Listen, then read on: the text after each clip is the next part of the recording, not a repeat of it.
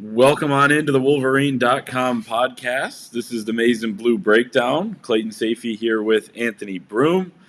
Michigan Penn State week. We'll talk a little bit about Michigan's win over Indiana, heading into a big game against the Nittany Lions this weekend in Happy Valley. We'll get into a little bit of Michigan basketball. They opened their season last night with a 12-point win over Buffalo. And then we'll get into our college football picks at the end, picking 5 or 6 games.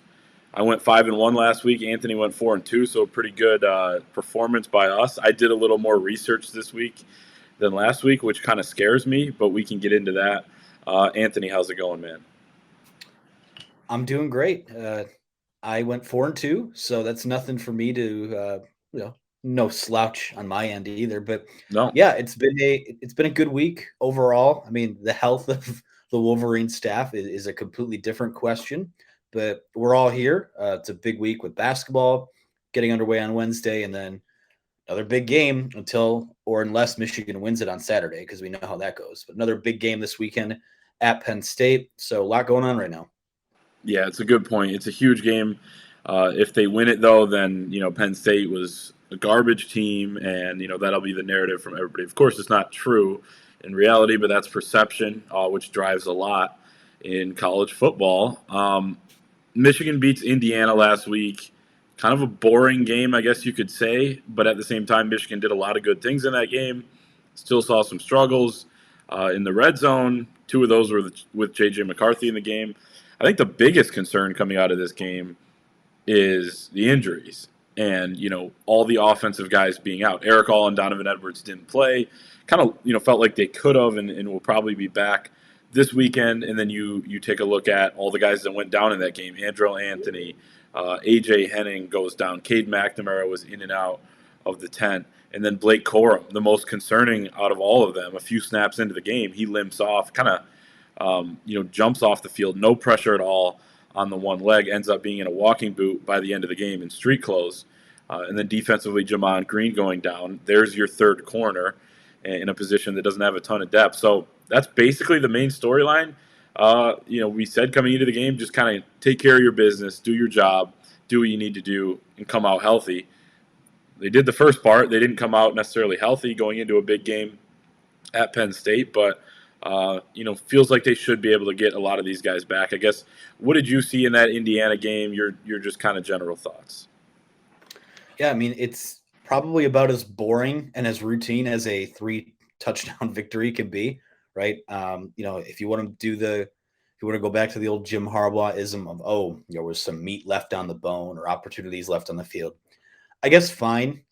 Coming off of an emotional rivalry game, especially after an emotional rivalry game loss, like in seasons past, that Michigan State game has kind of sent Michigan into a tailspin after they've played it or lost it or whatever it is. So the fact that they were able to come back, it seems like, the focus was high. They were able to turn a page pretty quickly from it. The intensity was there. You still had your good performances on both sides of the ball. So to me, it was pretty routine. I mean, I think Michigan could have certainly played better, but the fact that it was, a night game, we can call a spade here. I don't think anyone was too fired up to play a night game against Indiana. I know I certainly, being the curmudgeon I am, wasn't looking forward to covering a night game against Indiana. But at the end of the day, I mean, injuries suck. And that green tent or blue tent or whatever it is on their sideline that guys were going into, there was a lot of traffic going on there. And you don't want to see that. It sounds like most of those aren't going to be a big concern here long term, let alone even this week.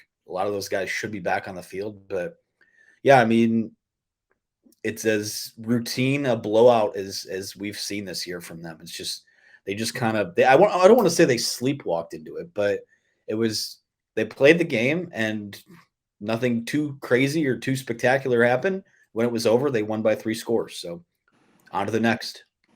Yeah, and I mean they were fired up, playing hard. You saw the passion. It felt like more of the same. It felt like more of what we've seen from this team. It was just kind of one of those games coming off a loss where it lost a little bit of luster. In that sense, it's the week before another big game, which we can talk about as well. I mean, Man, Penn State doesn't have a ton to play for other than, just kind of continuing their season, trying to salvage things and, maybe get to 9 wins or something like that. But Michigan has everything on the table. This is the number 6 team in the country. They passed Michigan State college football rankings, but it, you know, well, that stuff's kind of fun to see or whatever, and you can kind of have fun with it and joke around about it. I mean, it literally doesn't matter. I mean, when you look at the college football playoff rankings like of years past, when you go to like week 10, week 11, week 12 and things like that, it doesn't matter. No one remembers who's in there. I mean, Michigan was in, the top 4 most of 2016 and they lose to Ohio State. Like Michigan, nothing's changed in terms of them having to win out, but I think the one thing that you continue to see in the last 2 weeks is that if Michigan does win out, even if Michigan State wins out, I think Michigan has a really good shot at getting in the playoff and potentially having 2 Big Ten teams in that top 4. So everything's in front of Michigan still, as we continue to say. The Michigan State loss kind of stung, but I feel like now people are kind of, as a fan base, the Michigan fans are kind of back on track in terms of, okay, we see this now. Like we're back to another big game, and we see what we need to do here in the last 3 games. Penn State, they're getting healthier. Michigan's not as healthy as we just talked about. This is a really good Penn State defense, especially in the back end. I mean, Jaquan Brisker is one of the best safeties Michigan could potentially play all season long. I'd put Northwestern's guy, Joseph, up there with him. At corner, Tariq Castro-Fields is tremendous. They've had some injuries on the defensive front, but they've also, even when healthy, allowed Illinois to rush for 350 yards, and they've allowed some teams to run on them a little bit. So in terms of matchup, like I don't think they're going to be able to make Michigan one-dimensional and throw against their great secondary. I think Michigan will be able to move the ball. They do have a great red zone defense. But I guess specifically on Michigan's offense, which, I think that's a matchup, is the red zone, with Penn State being so good in the red area on defense. But specifically with Michigan's offense, how do you feel like this one may kind of shake out? Yeah, well, I think Penn State's going to do what a couple of these defenses have tried to do against Michigan, especially if Michigan's banged up at running back, is they're going to try and take the run away and make them throw. And like I said, I think when you look at defensive personnel as it pertains to NFL talent, I know the Senior Bowl, when I talked to Jim Nagy about a month or so ago, he talked about how a game like this for Michigan is going to be one of those big showcase games for a guy like Hassan Haskins or an Andrew Stuber or some of these guys on the offensive side of the ball, because Penn State's got NFL players probably at all 3 levels of their defense. So I think this is going to be a game where the passing game is going to have to be a factor for them. Not just a factor. I mean, I think it might have to, I won't say lead the way. I mean, Michigan's been able to, they were able to run for whatever it was. I think maybe 150 yards at Michigan State. They ran for about that against Wisconsin, if memory serves me right. So they found a way to get it done when teams do kind of stack the box on them. But I don't think Cade McNamara needs to come out and do what Aiden O'Connell did to Michigan State last week and throw for 550 yards. But I do think that if Michigan's gonna have a shot to win this football game, it'll be because we see that quick passing game come back. Hopefully Eric All's back out there. Would love to see them use more of that tight end delay. Him and Schoonmaker, it feels like they've got 2 really good safety valves over the middle of the field now. And we didn't see a ton of him last week, but Andre Anthony started that game, and I would love to see another kind of breakout performance from him as well. So the time for auditions and training wheels and all that stuff is over. If this is going to be an offense that can push the ball down the field and score points and get the red zone stuff figured out, I think we need to start seeing it Saturday. Yeah, and it'll be a stiff challenge in that aspect. At the same time, you're, an offense that has moved the ball really well all season long and really consistently all season long. Cade McNamara has been a big part of that. It's kind of funny. Jim Harbaugh's been asked the last few weeks about the red zone offense. What are you going to do to fix it? Like it's some one thing, or some guys say like, oh, it's who wants it more in the red zone. Like, I mean, not really. It's not like you just don't want it more inside the 20 when you guys have been moving the ball down. But I think it's a point that Jim Harbaugh's made a couple times, and something that I looked up this week as well. Like, Michigan's number 8 in the country at getting to the red zone. So while the percentage isn't totally there, like the fact that they're getting down there and are getting some touchdowns is putting a lot more points on the board. And when you get 3 points on a drive, instead of stalling out after one first down or two or going 3-and-out, and you get those 3 points, it's kind of gravy at times. So you have to kind of keep that in perspective. Michigan is moving the ball and getting in the red zone better than any team in the Big Ten right now so far, and we're in almost mid-November. So you have to take a look at that. Flipping to the other side of the ball, and kind of going along with what I was just saying, like Michigan doesn't need to explode for 38 points like they did against Wisconsin's defense, which is, almost or potentially just as good, better. You can put them up there. Depends on how you look at it. With Penn State's, Penn State hasn't scored like more than 28 points against a Power 5 team on offense, or 24 points or something like that. They've had a couple defensive touchdowns. You're not going to need to get to that many points to win this game in all likelihood, unless the defense is a total disaster against a Penn State offense that has really, really struggled to run the football, that really relies on the pass game. I mean, Sean Clifford threw 52 times last week against Maryland in a game that was a tie game in the fourth quarter. So we're talking about, they just couldn't get enough going to pull away from Maryland until late, and they used a pick six to do that as well. I know you had that in your picks column, so we were kind of keeping an eye on that game right before Michigan started last week. But so my point is, like, this Penn State offense probably isn't going to get into the 30s against Michigan. So you just got to do enough offensively. Now, when you look specifically at Penn State's offense, Sean Clifford has done a lot for this team this year. He's playing still banged up, although he's getting healthier.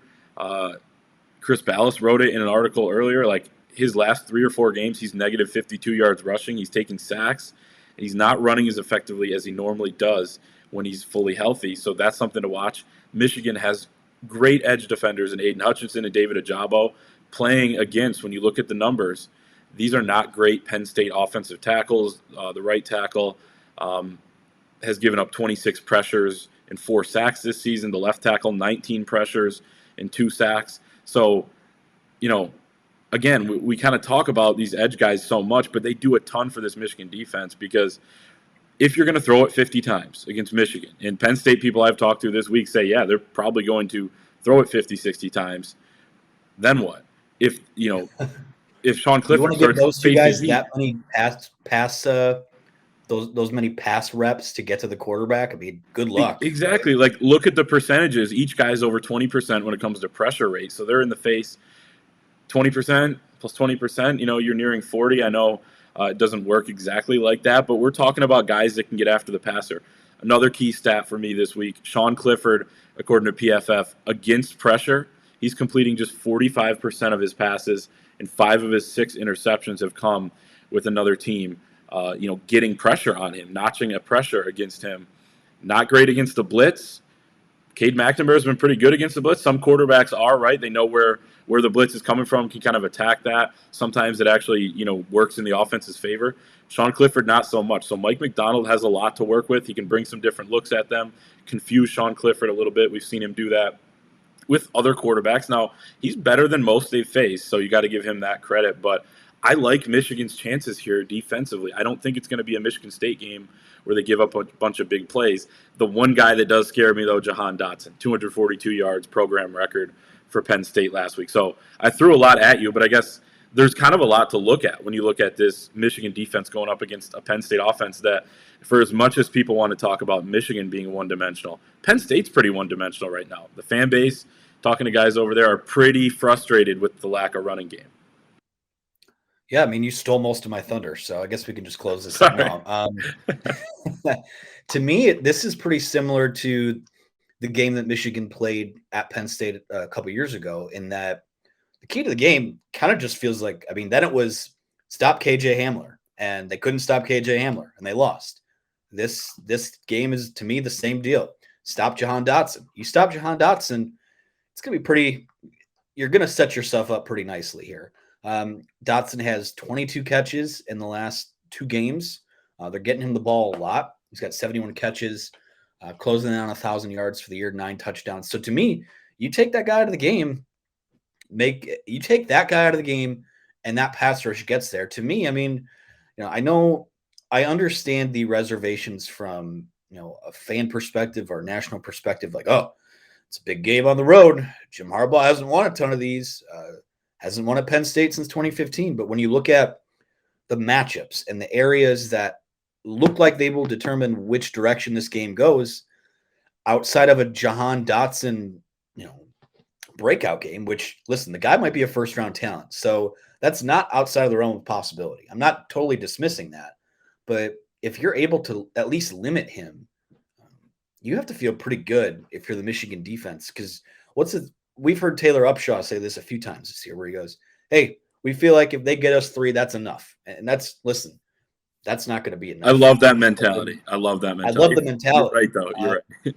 But you shut down this Penn State offense.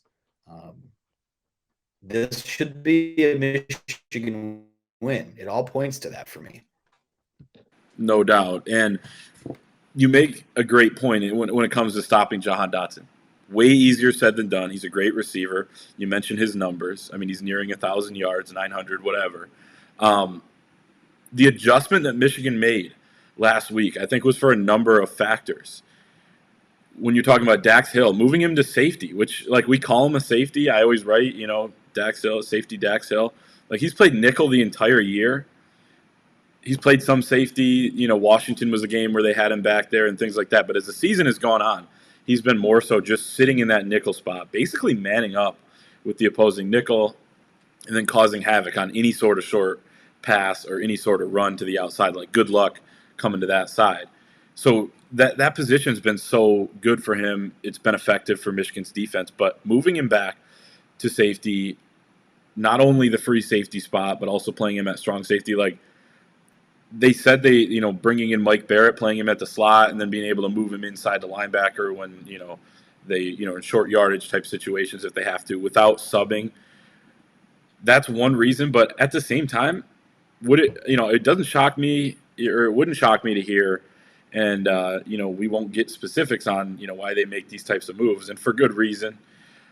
But, like, Jim Harbaugh, Mike McDonald, they look at the rest of Michigan's schedule, and they probably say, what's the thing we can't win these games and do, and that's get beat over the top by Jahan Dotson and Penn State. And they have good receivers as well outside of him. Parker Washington is another threat who had a good game against Michigan last season.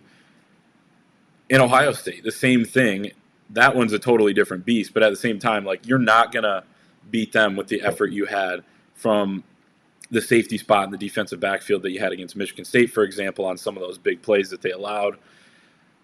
I like that move. Can they completely take Dotson out of the game? I don't think so. I mean, I don't think you have to necessarily win, though. So, your thoughts on that? No, I think you're right. It's a little less pick your poison than, because Parker Washington is a good wideout as well. It's not quite, Dotson and Washington are not quite Olave, Wilson, Smith, and Jigba, like a couple weeks down the road. But Michigan's back end has to come ready to play there. It's going to be interesting to see how they tinker with that kind of that back seven this week, given what we saw them do with Mike Barrett last week, and kind of have him playing in that hybrid role that allows them to do a little bit more with Daxton Hill, playing a little more safety than nickel. But yeah, no, I'm with you. Penn State has the pieces to make, to score. I mean, this isn't a completely pedestrian offense like maybe Wisconsin was at the time that those two teams played. Michigan and Wisconsin played whenever it was week 4 or what have you. But this is it's a test. Anytime you go to Happy Valley, thank God it's in the daylight. I think that this will probably be a close football game. I know it's either a pick 'em or, depending on where you're at on any given day. I've seen Penn State as a 1-point favorite. I've seen Michigan as a 1.5, 2-point favorite. Like, this, all indications are that this will be a tough, hard-fought game. Just like when you look at the matchups, I think that Michigan's got the advantage in most areas that I think will wind up mattering on Saturday. Yeah, I agree. At the same time, Penn State's put together some good performances. They're capable, and Michigan has to play well, as you mentioned. Like, you have to go in there and play well. I mean, it's the most obvious thing ever, but like we can talk all we want about matchups and who's done what in the past, but like you have to go into Penn State, a place that you've lost at 2 straight, and play better than you did for 60 minutes. Like you played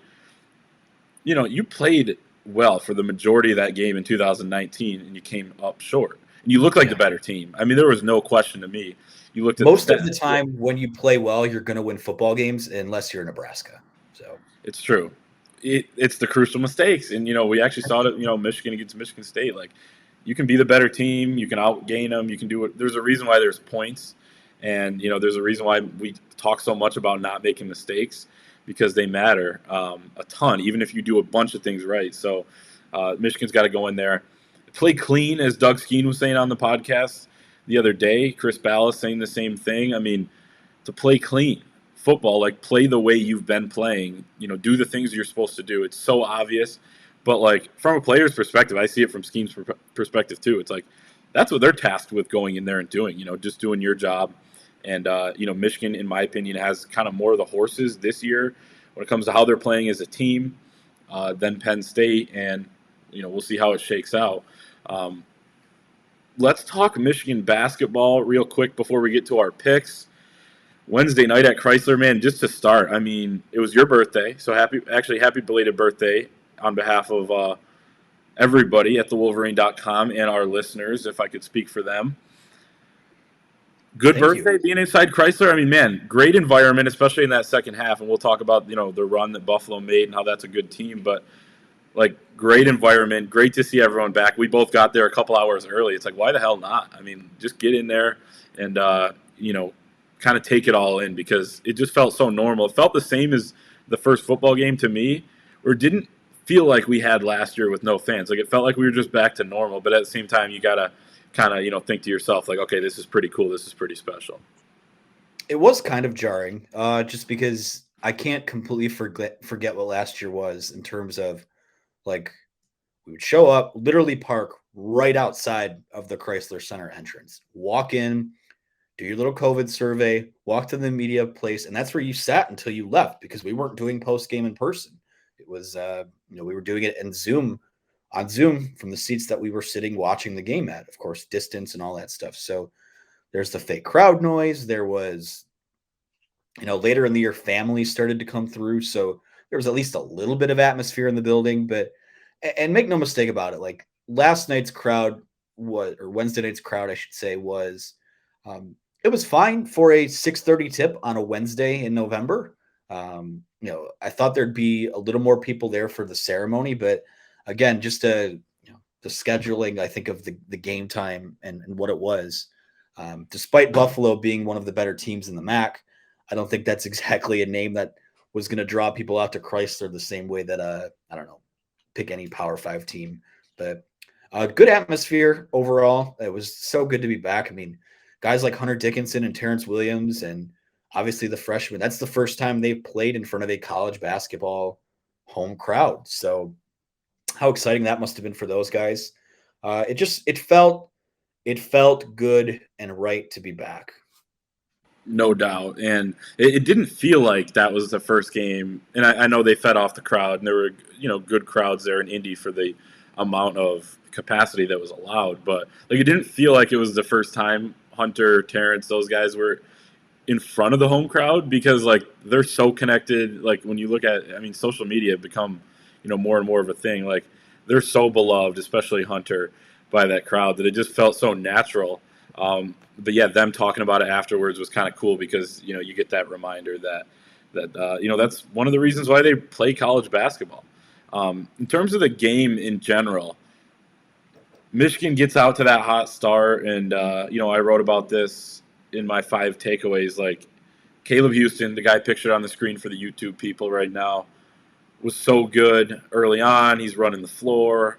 I really like what he does in transition. Moussa Diabate comes in. He's the first guy off the bench. And we were joking, and you were saying it repeatedly, like some of the things he does, like it doesn't even look like he knows what he's doing. It's just instinctual, and next thing you know, he's like over by the ball or gets a block or comes over and, runs down a loose ball and things like that. He kind of was just flashing how good he can be, what his ceiling can be. Then they cooled off a little bit. I know Caleb Houston had foul trouble. And then Devontae Jones, who was also looking good and looked good for stretches, but had too many fouls and was out a lot of that game in foul trouble. So like we saw what these new pieces can do, but then at the end of the day, it came down to Hunter Dickinson, who scored 27 points.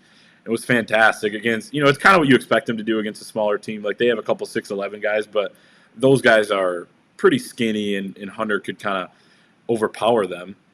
Michigan got some help from Eli Brooks, big shot from Caleb Houston late, but it was Terrence Williams as well, like another sophomore, one of the guys we just talked about with the fans and all that. Like he was feeding off of everything. He was trash talking. He's fun to watch, man. Junkyard dog type of guy, as Juwan Howard calls him. Just a good performance from those two. He had 15 points, 7 rebounds. Like at the end of the day, ended up being like 2 second-year guys after we saw so much potential out of the freshman Devontae Jones early. Some of your takeaways from this game and what you saw, first impressions. Yeah, I think that what you saw was kind of the full roller coaster experience of what this team could be this year. Obviously, I mean, for what my money's worth, and again, I've only seen them when we did the media day practice, and then this game on Wednesday night. Those are the first 2 times I've seen everyone play in person as a group like that. Watched the exhibition at Wayne State, but I wasn't there in person. I think what I saw is that I think for what my money's worth, this might be the most talented college basketball team that plays in Chrysler, the most talented Michigan team that I think we've probably seen in maybe since the Fab Five. I mean, in terms of the pieces that are there, I don't know how you really can argue that, but they were explosive offensively. I don't know, like to me, perimeter shooting, I don't know if that's. I think you wrote about this. I don't know if they're going to take quite as many threes this year, but I do see them running the floor better, getting to the basket a little more. Caleb Houston, I mean, you see ESPN put out a mock draft on Thursday where Houston is the 6th overall prospect in the draft taken by the Cleveland Cavaliers. So, like, get used to that guy while he's here. He looked every bit the player that we've heard about. He's savvy. He runs the floor well. Obviously long, athletic, high IQ. He's a 3-level scorer. Really liked what we saw out of him.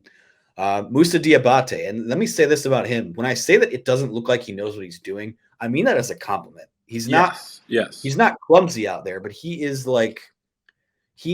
accidentally destructive in the same way that like a tornado or a hurricane is, or a comet that lays waste to everything around him. Yeah, when it all clicks for him, I mean, he's going to be a nightmare. He already might kind of be a nightmare just because he's just so physically and instinctually gifted that talent alone puts him in where he needs to be. And I don't think he's totally aware of it yet. And that's not me, that's not me taking a shot or anything. Like his teammates and his coach, have said the same thing. He would probably say the same thing.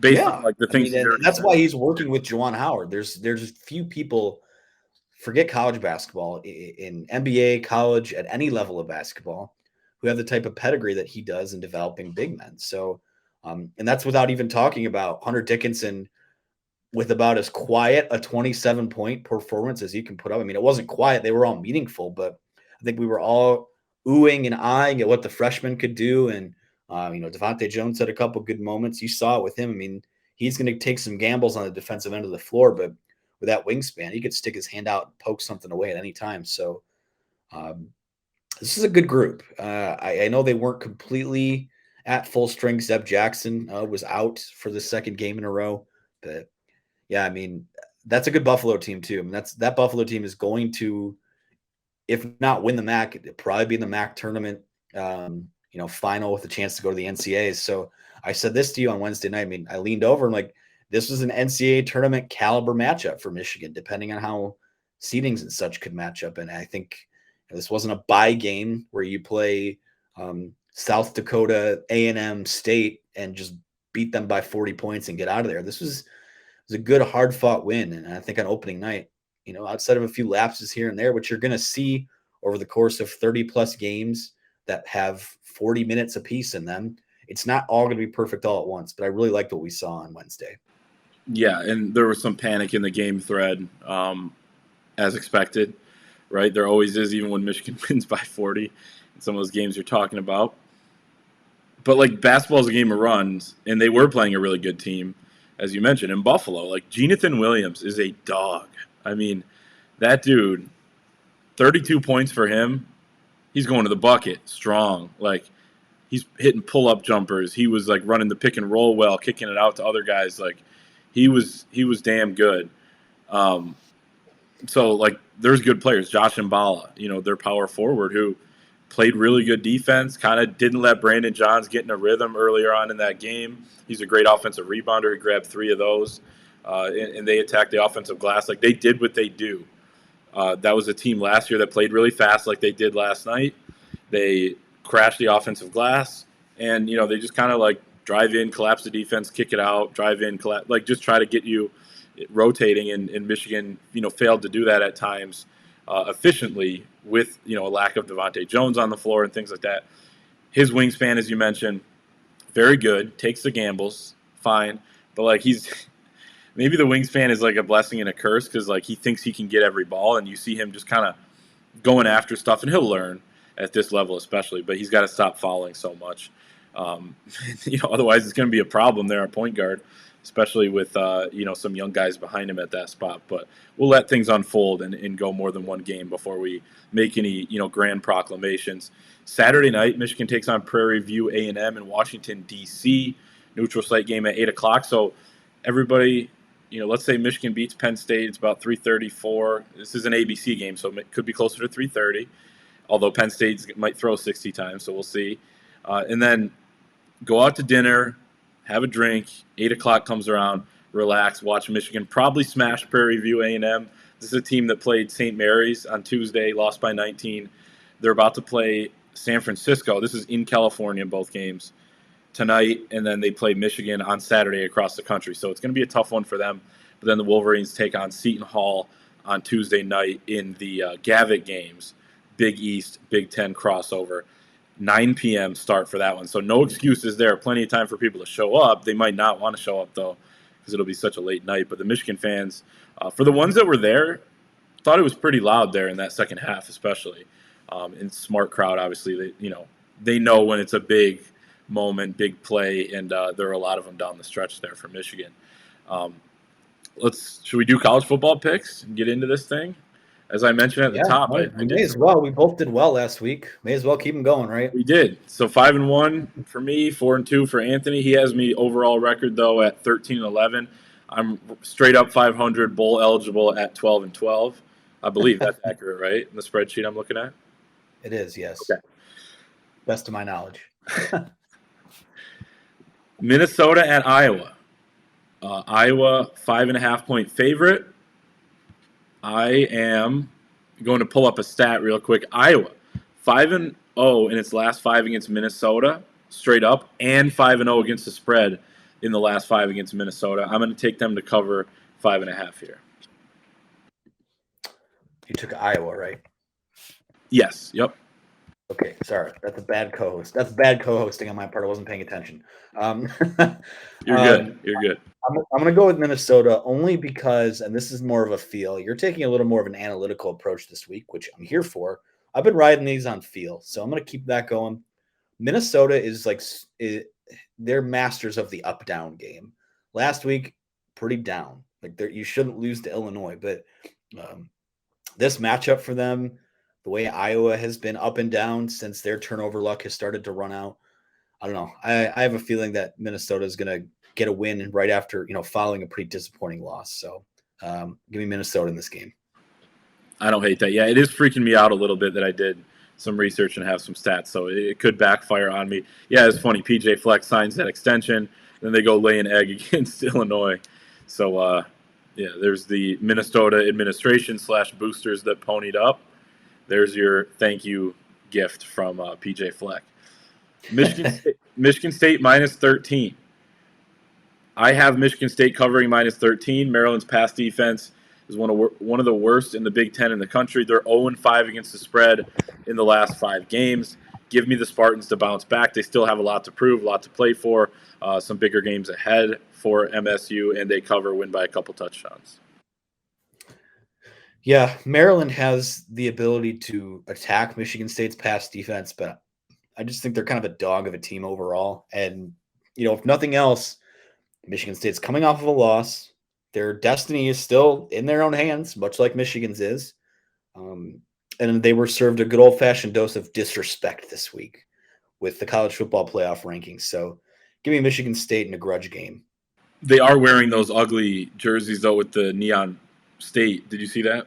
I did, yeah. I might change my pick, but no, I'm going to stick with it.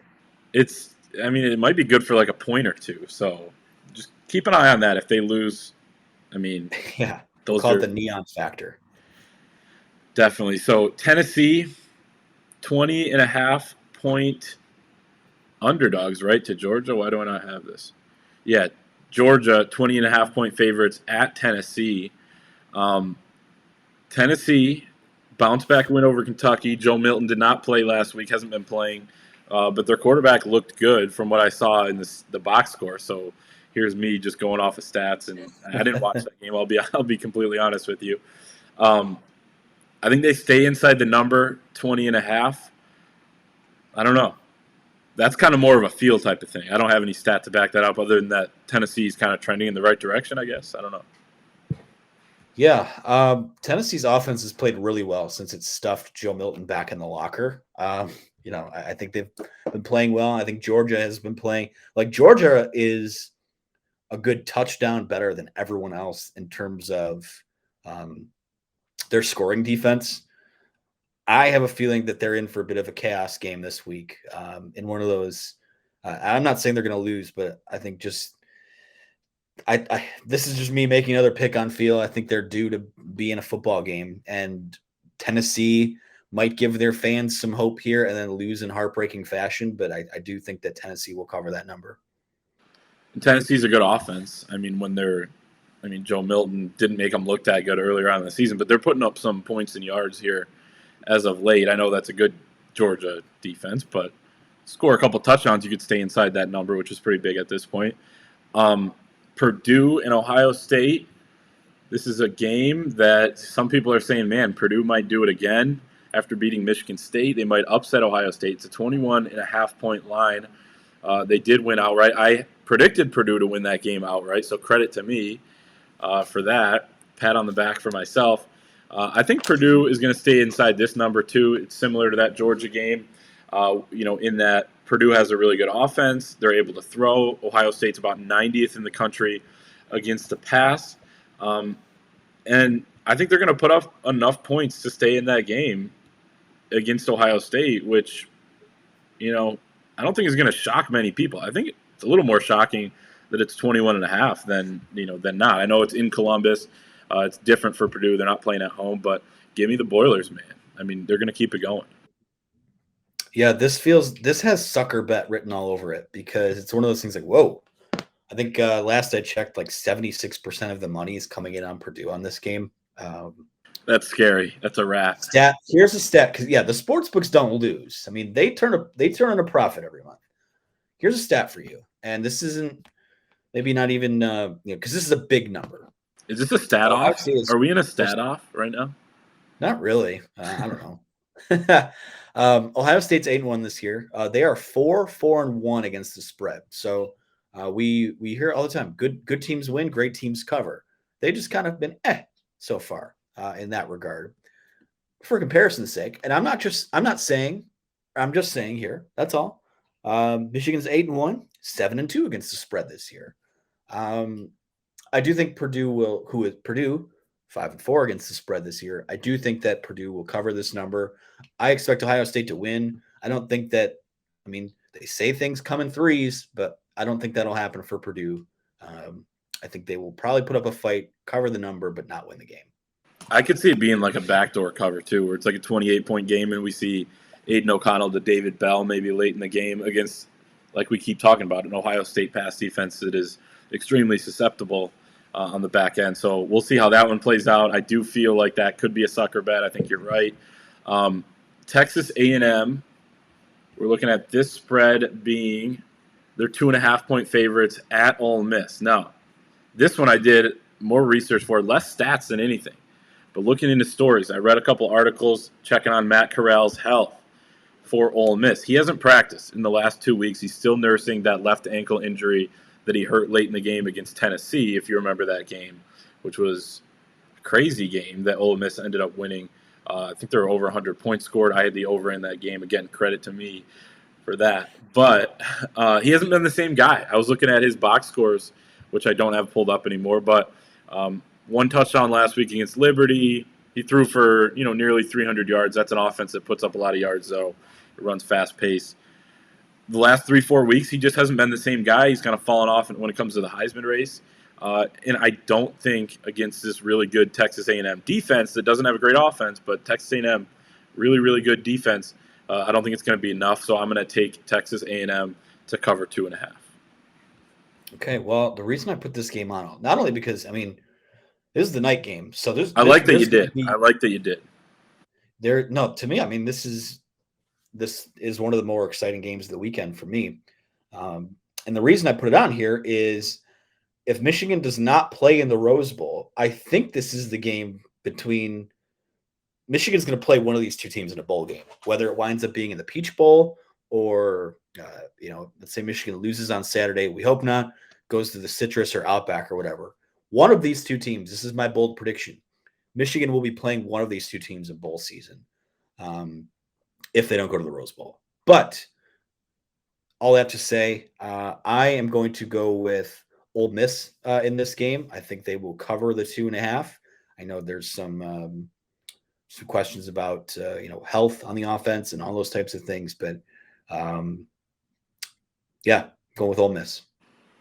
Okay, so we're head to head on a couple. We'll check out could get dicey here. It could get tight at the end of the season here with some of these records between us. So you're at 13-11. I'm at 12-12. Race to the finish. I don't know what the prize is going to be at the end of the year, but we can figure that out. Maybe after conference championship weekend, then we can do an entirely different bowl type of pick'em special. But we can figure that out. In the meantime, everybody out there, enjoy Michigan against Penn State, noon. Michigan against Prairie A&M in basketball at 8 o'clock. Well, hold on. We didn't make a Michigan and Penn State pick yet. Yeah. Did you put that on there? Yeah, it's on the sheet. Oh, shoot. Okay, I just didn't look at it because there's no pick next to it for you. All the research you did. You didn't research the biggest game. Well, I've been researching this one all week. That's Michigan, 1.5-point favorites. Yeah, our staff picks aren't out yet. I do have Michigan winning this game. I'll say this. I haven't decided on a final score yet. So I guess I have them. I'll say it's not a 1-point game, so I have them covering. Okay. I'll be picking the same thing. So official score not out, but yeah, there you go. We're both on Michigan. Shocking. I think that's been the case every week so far. It's true. And you mentioned their spread, record this year. It hasn't been a bad thing for anyone to bet Michigan, the Michigan State game notwithstanding, but it's been a pretty good year for Michigan from that sense. So, and overall in many senses. So that's our show. Join us at thewolverine.com.